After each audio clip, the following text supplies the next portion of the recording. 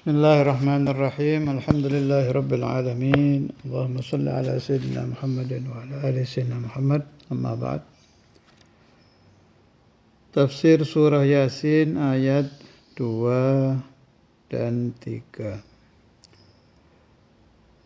Bismillahirrahmanirrahim. Yasin wal Qur'anil Hakim.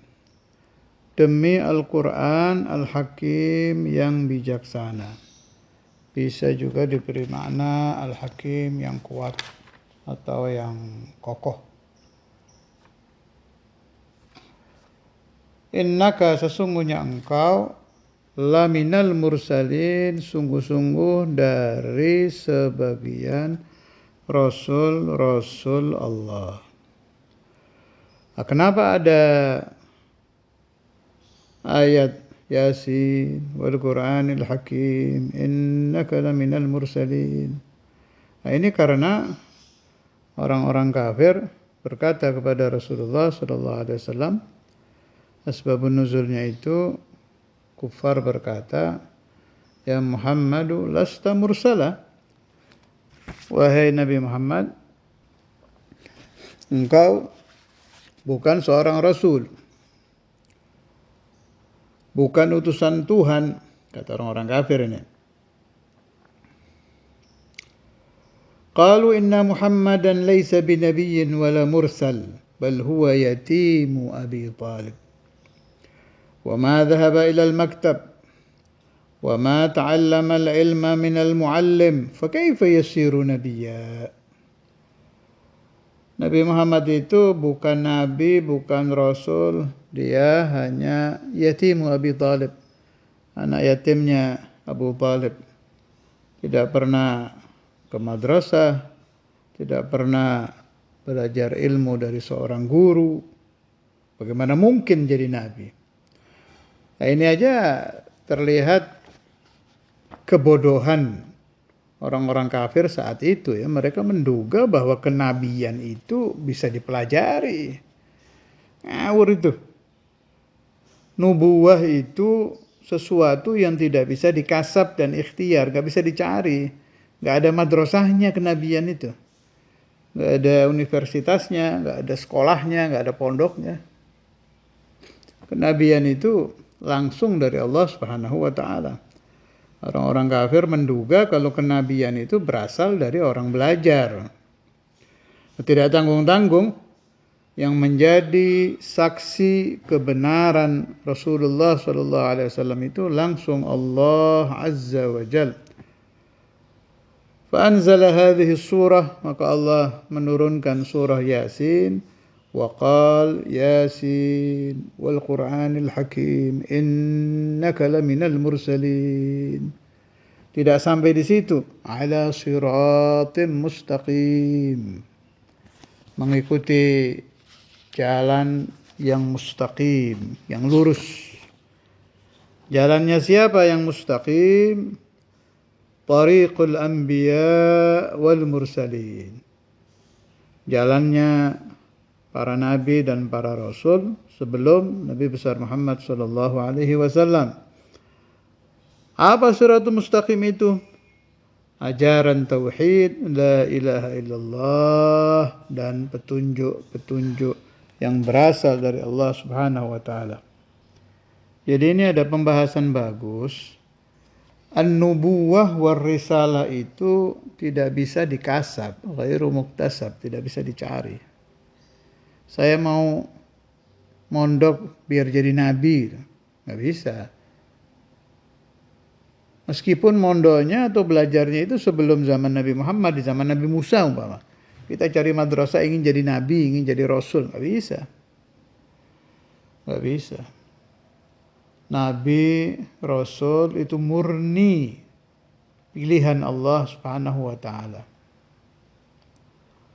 Murni fadlullah azza wa jalla, mahdu fadlillah. Enggak ada. Mustahil. Ajaran seorang nabi, ajaran seorang rasul itu langsung dari Allah Subhanahu wa taala. Jelas melalui malaikat Jibril ya, aminul hadrah.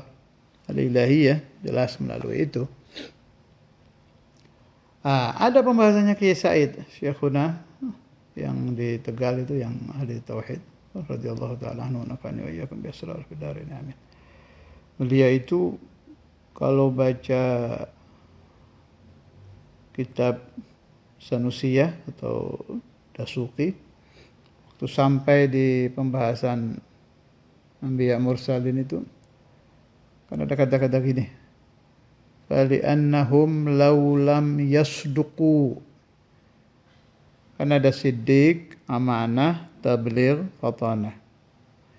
Kisain nggak mau baca yasduku. Kalau yasduku itu فَلِأَنَّهُمْ, maka sesungguhnya para nabi rasul, seandainya mereka tidak benar gitu. Dia nggak mau baca begitu. Bacanya فَلِأَنَّهُمْ لَوْ لَمْ يُصَدِّقُوا.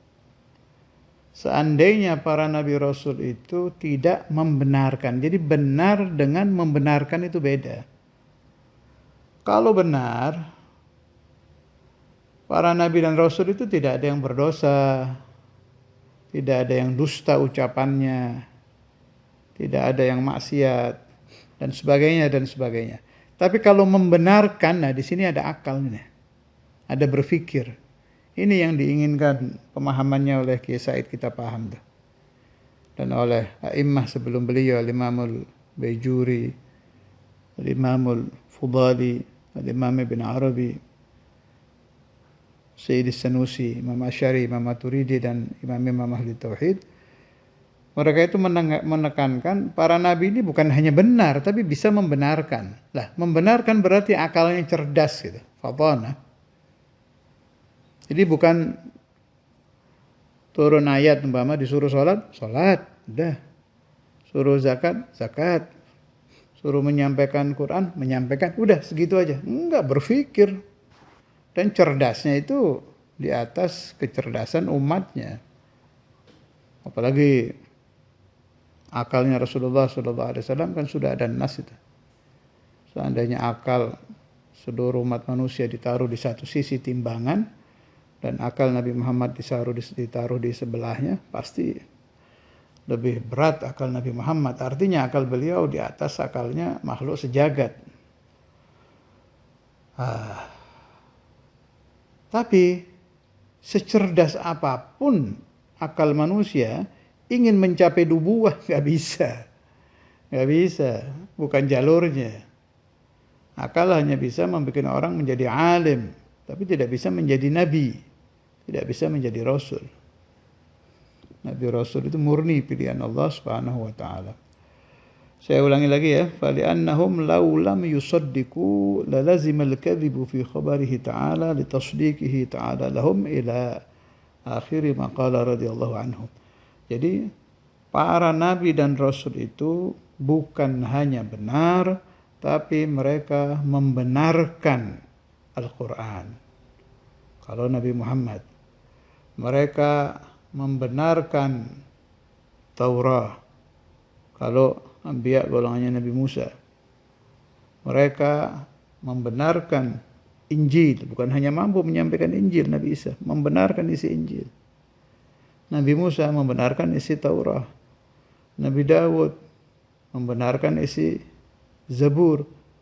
Sayyidina Ibrahim membenarkan Suhuf. Jadi bukan hanya menerima, benar di dalam pengamalan, tapi juga membenarkan. Bimakna, karena mereka mampu membenarkan, maka mereka adalah orang-orang fatin, futana. Orang-orang yang punya sifat fatana, cerdas, dan kecerdasannya jelas jauh di atas kecerdasan yang dimiliki umat beliau itu. Sallallahu alaihi wasallam Muhammad wa ala alihi wa sahbihi wa sallam walhamdulillahi rabbil alamin.